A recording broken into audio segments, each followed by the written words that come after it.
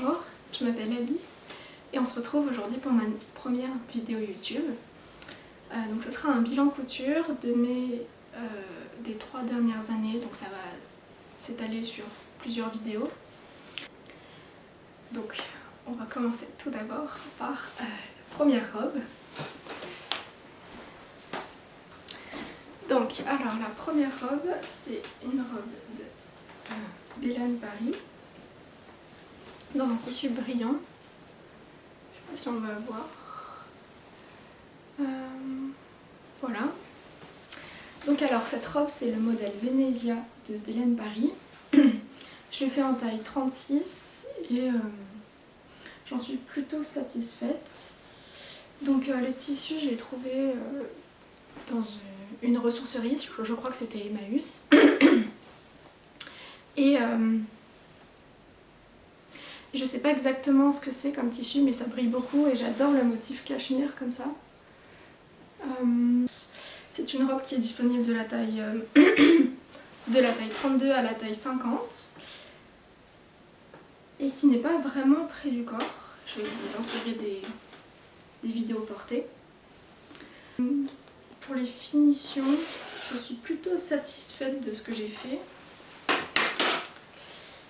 Donc tout le corsage est doublé et ensuite le reste j'ai surjeté normalement et donc toute la doublure du corsage est cousue à la main au reste de la robe, ce que j'aime bien faire. Pour les modifications, donc j'ai eu un problème pour le corsage parce que j'ai peut-être un petit buste, des petites épaules, etc. Et donc j'avais beaucoup trop de matière au niveau des épaules. Je vais remettre sur le centre, ça va être plus simple. Donc j'avais un problème au niveau des épaules, tout était trop grand. En fait, il y avait trop de plis là, ça baillait au niveau du décolleté. Et les décolletés étaient trop plongeants, en fait on voyait tout. Donc c'était pas très joli et pas portable. Et dans le dos c'était aussi trop grand, ça baillait beaucoup. Donc j'ai dû tout reprendre, toutes les pièces du patron pour enlever de la matière au niveau du haut du dos, sur ma toile, avant de faire la robe. Et aussi également ici, donc sur le patron original il y a plus de fronces au niveau des épaules. Enfin il y en a encore là. Voilà.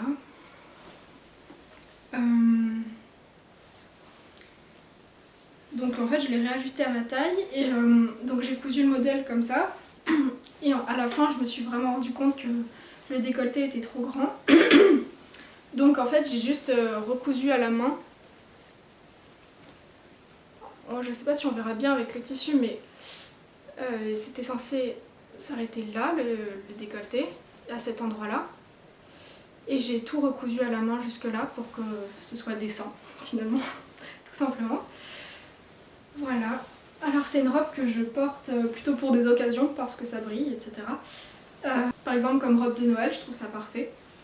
Ah oui, j'ai pas précisé, mais ça va pas être dans l'ordre chronologique mes créations parce que tout simplement je m'en souviens plus.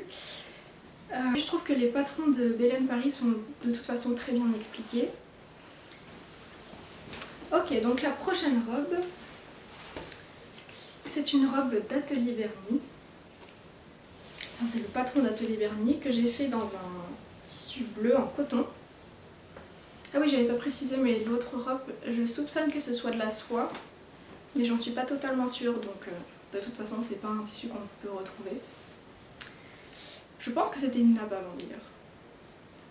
Donc là c'est un tissu bleu comme ça, que j'ai dû récupérer dans un grenier chez ma grand-mère ou chez quelqu'un de ma famille.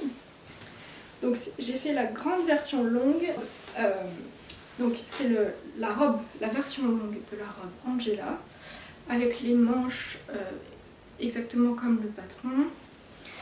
Donc j'ai fait la version longue avec une fente. Dans le dos j'ai mis un zip et j'ai laissé la fente comme ça avec un petit nœud. Donc il y a un nœud pour fermer Je suis très satisfaite de cette robe, donc je l'avais cousue il y a 2 ans pour le bal de fin d'année de terminale et ça avait fait son petit effet. Je me souviens que je l'avais cousue à la place de réviser mon bac de philo parce que le bal était juste le soir après le bac de philo et ça a fait son petit effet, la couleur, le modèle. C'est une robe qui taille parfaitement. Je suis plus ou moins satisfaite des raccords de couture. Il y en a certaines qui sont pas pile poil au bon endroit, mais ça fait son effet quand même.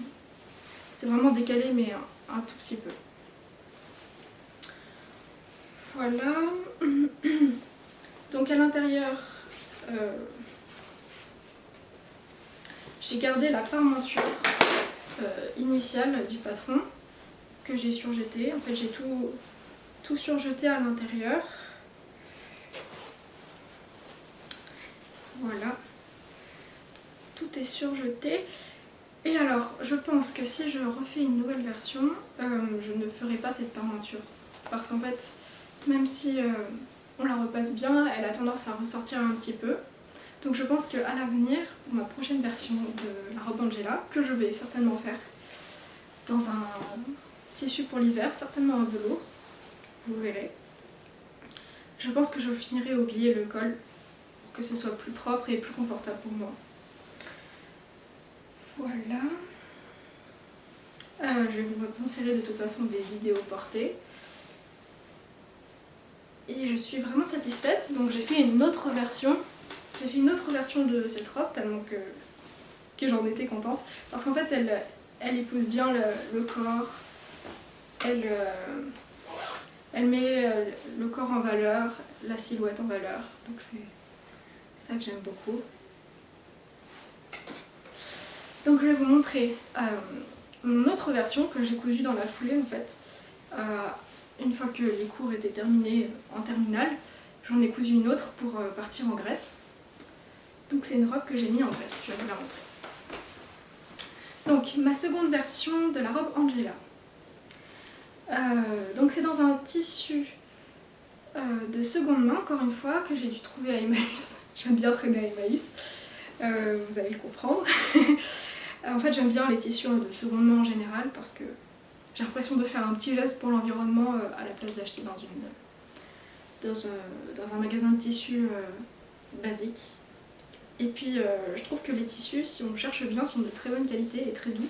Par exemple là c'est un tissu en coton vraiment très doux, très agréable au porter, surtout quand il fait chaud en Grèce, donc j'étais vraiment contente de la porter. Donc cette fois-ci j'ai fait la version courte de la robe Angela. C'est un tissu bleu très pâle.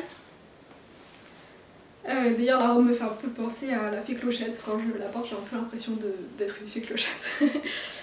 Et un petit peu transparent le tissu, donc je suis obligée de porter des sous-vêtements invisibles, chers. Donc c'est vrai que c'est peut-être un peu embêtant parfois, mais sinon elle est parfaite. Donc dans le dos j'ai mis un zip comme la première. Et cette fois-ci, au lieu de faire un nœud, j'ai fait une petite boutonnière à la main. En fait, j'ai tressé un fil et j'ai mis un petit bouton doré. Petit bouton doré comme ça.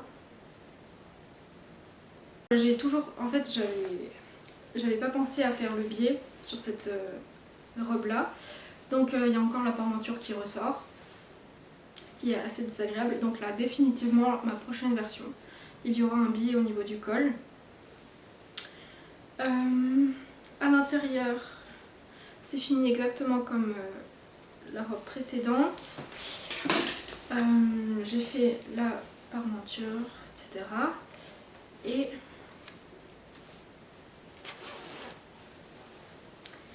c'est entièrement surjeté à l'intérieur. C'est entièrement surjeté comme ça. Ça fait un résultat très propre, hein. Même si j'avoue que j'ai tendance à préférer quand les vêtements sont doublés et qu'on voit même pas le surjet ou les coutures. Mais pour certains certaines pièces, c'est juste pas possible. Si j'avais doublé cette robe, elle aurait été beaucoup plus chaude et pour les vacances d'été en Grèce où il fait presque 40 tous les jours, c'est pas optimal. Donc voilà, et de toute façon j'avais pas assez de tissu. Je crois que c'était un drap. Ce tissu c'était un drap à mon avis, mais un drap de lit simple, donc je n'avais tout simplement pas assez de tissu.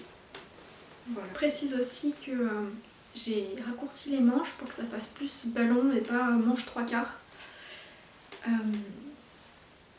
Pour que ça ait un petit effet de ballon finalement. Ouais. Donc là c'est la fin de la première partie de mon bilan couture de ces 3 dernières années. En fait j'ai commencé à coudre en 2020. En fait j'ai eu ma première machine à coudre à 10 ans, mais j'ai peu cousu. Et ensuite, pendant le confinement, comme beaucoup, je me suis remis à coudre. Parce qu'on avait que ça à faire finalement. Et ça m'a vraiment beaucoup plu, maintenant c'est ma passion. C'est pour ça que j'ai créé ma chaîne YouTube. C'est pour pouvoir partager ce que je crée et si possible avoir des retours. Voilà. Donc la deuxième partie de mon bilan couture va arriver. J'ai décidé de la faire en 2 parties parce que sinon la vidéo allait être longue. Et ensuite je compte faire d'autres vidéos puisque je compte coudre. Donc là vous verrez qu'il n'y a pas beaucoup de pièces de ces 3 dernières années parce que finalement j'ai cousu mais je prends vraiment mon temps quand je couds. Donc ce qui fait qu'il n'y a pas beaucoup de pièces. Et là je vais encore pas beaucoup coudre jusqu'en juillet parce que je suis en prépa, en 2e année. Donc j'ai mes concours en avril jusqu'en début juillet. Ensuite je pourrais m'y mettre réellement puisque quand je serai en école j'aurai beaucoup plus de temps. Et là je compte vraiment me concentrer beaucoup plus à la couture et aux vidéos si ça fonctionne un petit peu. Donc restez connectés. Donc je crée ma chaîne YouTube un petit peu avant le fait d'être libérée de la prépa, si je puis dire. Donc il y aura forcément 2 vidéos. Et ensuite je compte faire aussi une vidéo où je vous présente mes projets plutôt pour l'hiver. Mais en fait je suis pas tellement du genre à coudre mes vêtements en fonction des saisons.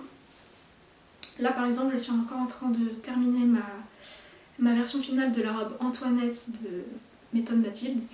Et c'est plutôt une robe d'été finalement. Pourtant on est en automne, il fait froid, il pleut en ce moment quand je vous parle.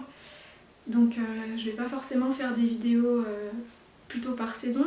Mais là actuellement j'ai envie de faire des projets plutôt d'automne et d'hiver. Notamment un pantalon en laine chaud, il faut que je trouve un beau lainage. Et si possible peut-être faire une veste pour faire un bel ensemble. Restez connectés. Voilà, donc je vais plutôt filmer pendant les vacances scolaires évidemment, puisque sinon j'ai pas beaucoup le temps.